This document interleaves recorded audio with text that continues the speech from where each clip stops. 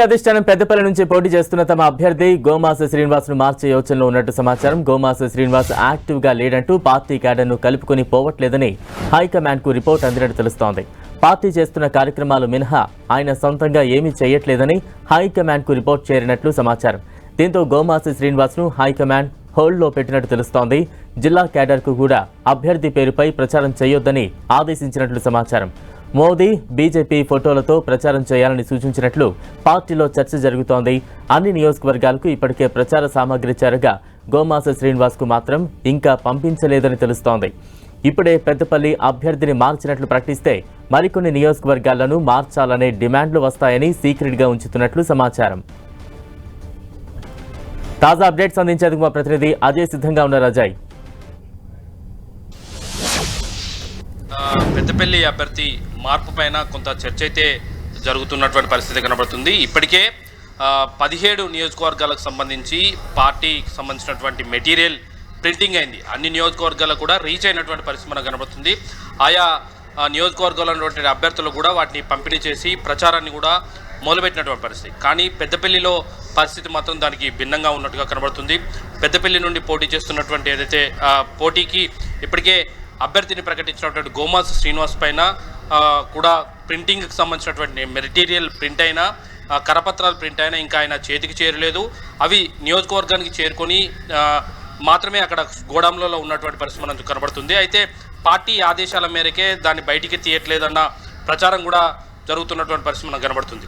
ముఖ్యంగా ఏదైతే గోమాస శ్రీనివాసు కేడర్ను కలుపుకోపోవట్లేదు, అనుకున్నంత మేర దూకుడు ప్రదర్శించట్లేదు, అభ్యర్థిని మార్చాలన్న నిర్ణయానికి పార్టీ వచ్చినట్టుగా కొంత తెలుస్తుంది. ఈ నేపథ్యంలోనే పార్టీ ప్రచార సామాగ్రిని ఆయనకి ఇవ్వకుండా పార్టీ దగ్గర పెట్టుకున్నట్టుగా కొంత తెలుస్తుంది. అదేవిధంగా ఒకవేళ ప్రచారం నిర్వహించాల్సి అంటే మిగతా నియోజకవర్గాలలో ఏ విధంగా అయితే ప్రచారం నిర్వహిస్తున్నారో బూత్ అధ్యక్షులు, మండల అధ్యక్షులు, జిల్లా అధ్యక్షులు వాళ్ళంతా కూడా మోదీ పేరు మీద బీజేపీ పేరు మీద ఉన్నటువంటి జెండాలు కానీ కరపత్రాలతోటి ప్రచారం చేయాల్సిందిగా ఆదేశాలు ఇవ్వడం జరిగింది. అభ్యర్థి ఎవరు అనే దాన్ని మాత్రం ఇంకా ప్రకటించినప్పటికీ కూడా అభ్యర్థి పేరు మీద ప్రింట్ అయినటువంటి ఏదైతే ప్రచార సామాగ్రి ఉందో దాన్ని హోల్డ్లో పెట్టి ఇతర సామాగ్రితోటి ప్రచారం నిర్వహిస్తున్నట్టుగా కొంత సమాచారం అయితే అందుతుంది.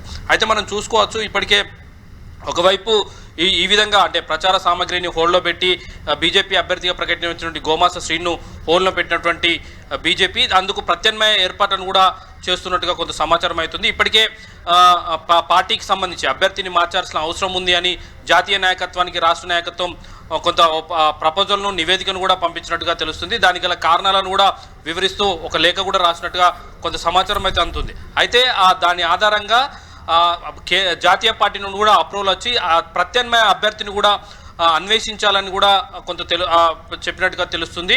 అయితే ఈ క్రమంలోనే బీఆర్ఎస్ నుండి కాంగ్రెస్లో చేరినటువంటి సిట్టింగ్ ఎంపీ అయినటువంటి నేతకాని వెంకటేష్కు సంబంధించినటువంటి అంశాన్ని కూడా ఆయన పేరును కూడా పరిశీలిస్తున్నట్టుగా తెలుస్తుంది. ఆయన కూడా బీజేపీలో చేరేందుకు కొంత సుముఖంగానే ఉన్నారు. గతంలో కూడా ఆయన బీజేపీలో చేరేందుకు ప్రయత్నాలు చేయడం జరిగింది. ఆ తర్వాత వివిధ కారణాలతోటి కాంగ్రెస్ పార్టీలో చేరి కాంగ్రెస్ పార్టీలో టికెట్ వస్తుందని కూడా అనుకున్నప్పటికీ అక్కడ టికెట్ రాకపోవడంతో కాంగ్రెస్ పార్టీలో కూడా సిట్టింగ్ ఎంపీ అయినటువంటి వెంకటేష్ నేత అసంతృప్తిగా ఉండడం, ఇక్కడ బీజేపీకి సంబంధించినటువంటి అభ్యర్థి చురుకుగా లేకపోవడంతో ఆయనను పార్టీలోకి తీసుకొని టికెట్ ఇచ్చే అవకాశాలను కూడా పరిశీలిస్తున్నట్టు కొంత సమాచారం అవుతుంది.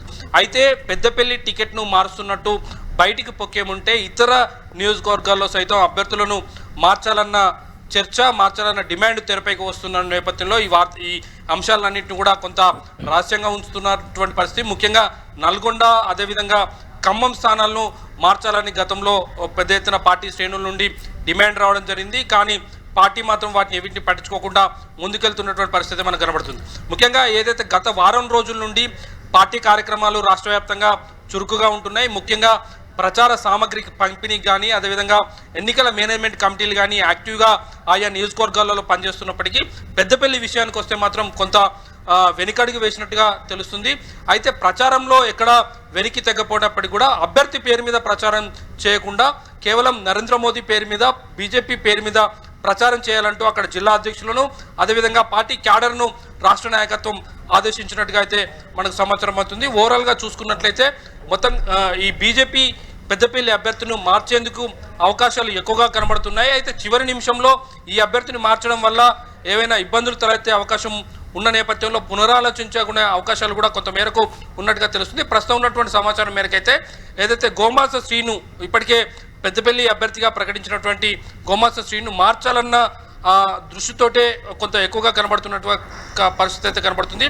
ఫైనల్గా జాతీయ పార్టీ ఏ నిర్ణయం తీసుకుంటుంది, బయట నుండి వచ్చే వ్యక్తులకు అవకాశం ఇస్తారా, లేకపోతే పార్టీలో స్థానికంగా ఉన్నటువంటి వ్యక్తులకు అవకాశం ఇస్తారా అనేది కూడా చూడాల్సిన అవసరం ఉంది. గతంలో ఇదే స్థానం నుండి ఎస్ కుమార్ కూడా పోటీ చేయడం జరిగింది. మరొకసారి గోమాస శ్రీనివాస్కు టికెట్ ఇవ్వకపోతే ఇటు ఎస్ కుమార్ పేరు కానీ అదేవిధంగా వెంకటేష్ నేత పేరు కానీ తెరపైకి వచ్చే అవకాశాలు అయితే లేకపోలేదు.